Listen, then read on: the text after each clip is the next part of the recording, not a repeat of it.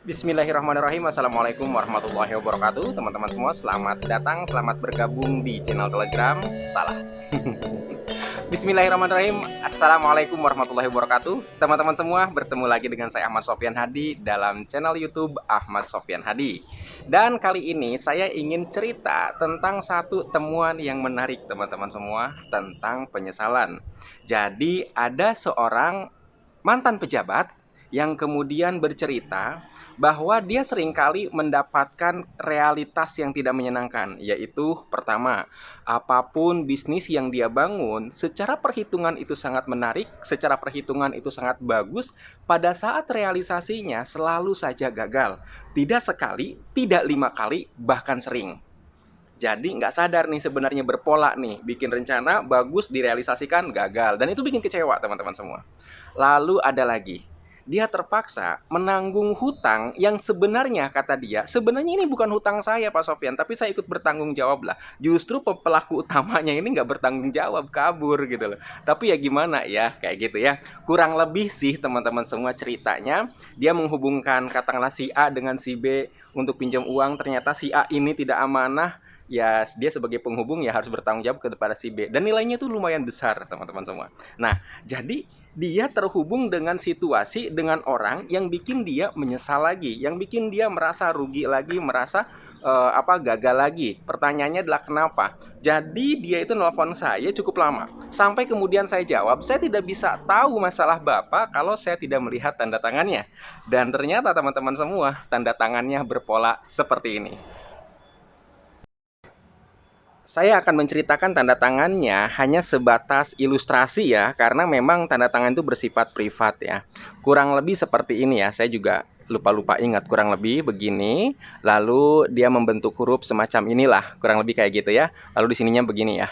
Nah, teman-teman semua, ini huruf-huruf kesininya saya sudah lupa, tapi ini ada pola berbalik ke belakang. Jadi kalau misalkan tanda tangan itu seperti ini yang paling kiri itu di sini nih teman-teman semua, paling kiri. Tapi garis paling kiri itu diambilnya bukan dari kiri, tapi dari kanan, yaitu dari sini, di mana di sini berbalik ke belakang.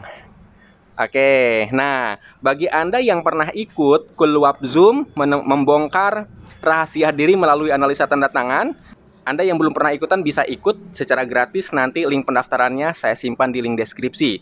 Nah, teman-teman semua, bagi Anda yang pernah ikutan, Anda tahu kan yang pernah saya sampaikan juga, bahwa ketika tanda tangan berbalik ke belakang, arahnya berbalik ke belakang, ini artinya ada penyesalan. Jadi ada hal yang diam-diam dia sesali menyesal. Nah, dia juga nggak tahu apa yang bikin menyesal kan gitu kan. Saya tanya, Pak, ada nggak pengalaman yang paling saya sesali?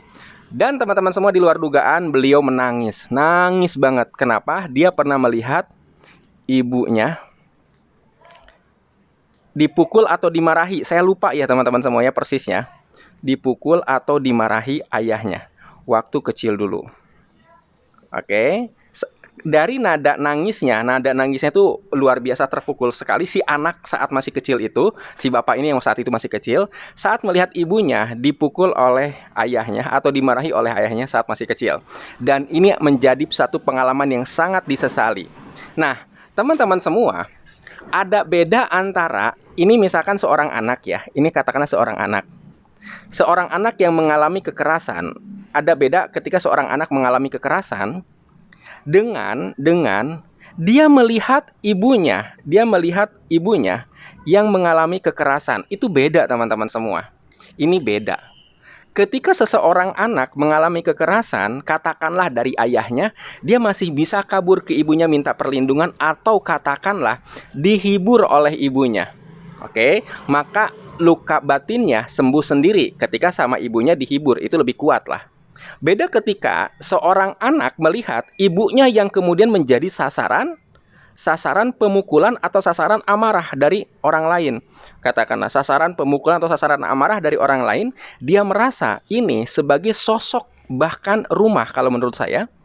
Jadi ibu itu figurnya, ibu itu lebih penting daripada rumah buat anak, pelindung anak. Ketika seorang ibu dipukul, dimarahi oleh ayahnya di depan anaknya, maka ini hancur perasaannya. Merasa tidak layak, tidak berharga, tidak bisa ngapa-ngapain. Nah, Rasa tidak layak, tidak berharga ketika dewasa itu disimpan teman-teman, semua dipendam bahwa aku tidak berdaya. Jadi program menyesal merealisasikan satu program perasaan aku tidak berdaya. Tidak berdaya. Nah, makanya orang ini yang saya ceritakan ini, dia pinjam ke orang lain 15 juta atau berapa puluh juta, sebenarnya ada uang dia juga yang dipinjam sama orang itu gitu loh. Cuma lama gitu, lama nggak dibayar-bayar. Jadi efeknya apa? Nggak enak nagih. Nah, nggak enak nagih. Jadi nagih itu nggak enak gitu loh. Kemudian nggak enak nolak kayak gitu. Ini efek-efeknya nih. Nggak enak nolak kayak gitu ya. Kemudian jadi begitu disodorkan proposal, ya udahlah kalau kamu oke, aku juga oke gitu loh. Hanya sebatas nggak enak. Padahal sebenarnya kalau mau dihitung-hitung, itu bisa jadi berpotensi rugi. Tapi dia nggak berani ngitung. Kenapa nggak berani ngitung? Karena ya elah, lu kayak nggak percaya aja sama gue gitu loh.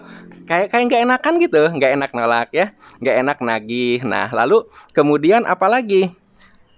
Ambil resiko kayak gitu, pola-polanya ambil resiko, ya udahlah kita jalan aja, bismillah kayak gitu. Tapi ya ambil resiko tanpa perhitungan teman-teman semua, sehingga rugi berulang-ulang kayak gitu ya. Nah ini yang menjadi masalah dia, dampaknya dia mengalami masalah yang sama.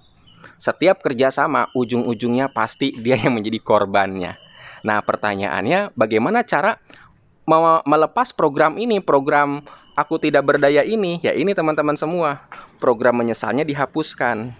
Bagaimana menghapus program menyesal? Nah ini nih, memori ini. Jadi ketika dia bilang, ketika saya ceritakan pengalaman ini, saya nanya kan, ada nggak pengalaman yang bikin dia merasa menyesal banget? Dia bilang sambil nangis ada, tapi dia mengaku, Pak saya kan udah lupa Pak pengalaman itu.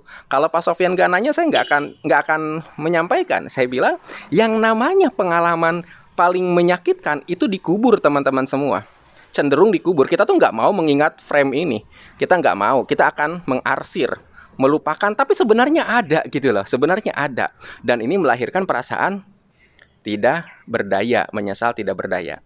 Nah sekali lagi, bagaimana terapinya? Bayangkan memori ini teman-teman semua, bayangkan kembali, hadirkan kembali, lalu ucapkan istighfar.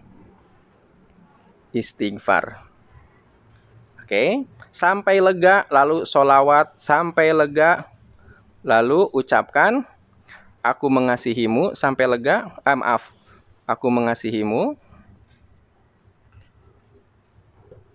aku menyesal, maafkan aku, terima kasih. Kata-kata ini sebenarnya Ho'oponopono ya. Nah, beberapa di antara Anda mungkin sudah tahu Ho'oponopono.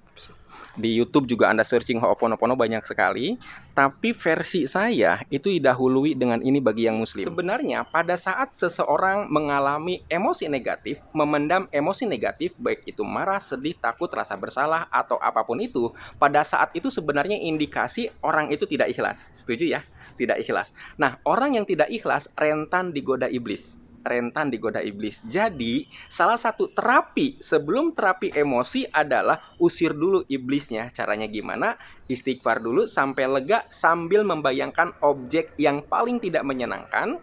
Kemudian lanjut dengan sholawat sambil membayangkan objek yang tidak menyenangkan. Baru kemudian ucapkan aku mengasihimu, aku menyesal, maafkan aku, terima kasih. Itu 4 kalimat itu diulang-ulang sampai merasa lega juga. Demikian teman-teman semua, bila Anda merasa butuh bimbingan yang lebih serius, bila Anda butuh bimbingan yang lebih intens, Anda bisa bergabung di Behind the Science. Link pendaftarannya kami tampilkan di deskripsi. Terima kasih. Assalamualaikum warahmatullahi wabarakatuh.